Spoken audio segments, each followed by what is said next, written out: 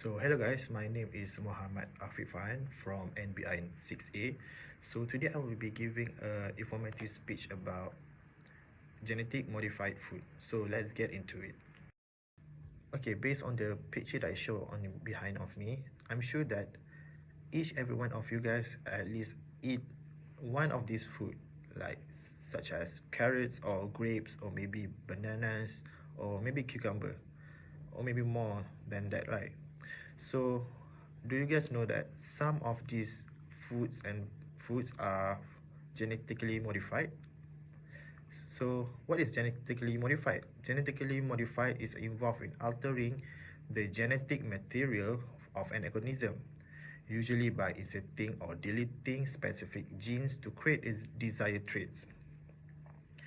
Genetically modified foods were first approved for human consumption in the US in 1994.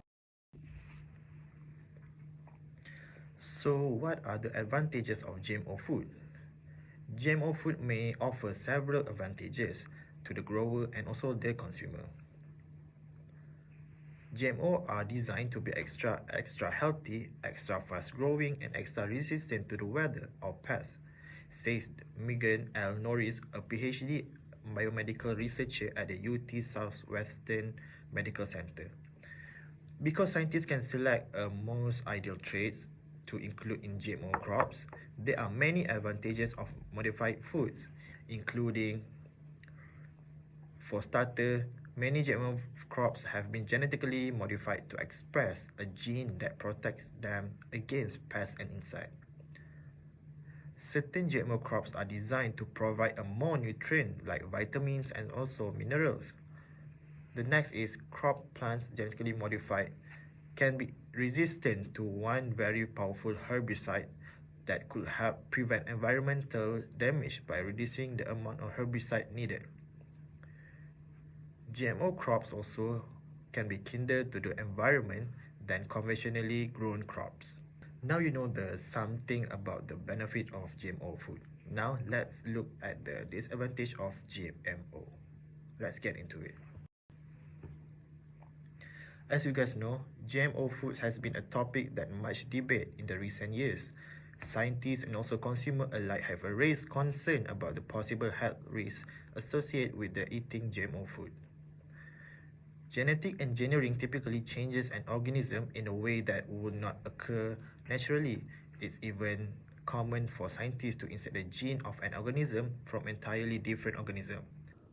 Although GMO crops can offer many advantages in cost and also nutrition, but some experts worry that they carry a health risk as well as including can cause allergic reaction in people, may have increased toxin production at level already harmful to human, and also certain genetically modified food are void of nutrition value. Okay, now let's get into the chart. Let me show you this. The chart provides the percentage of people in US who says that GM foods are worse for health compared to non-GM foods.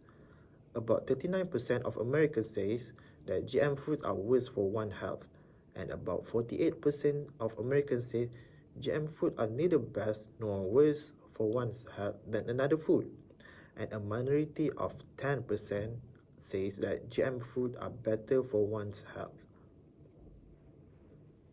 So based on what I have been giving you some information about GM food, genetically modified food have the potential to solve many of world hunger and malnutrition problems and to help protect and preserve an environment by increasing yield and also reducing release of chemical pesticide and herbicide.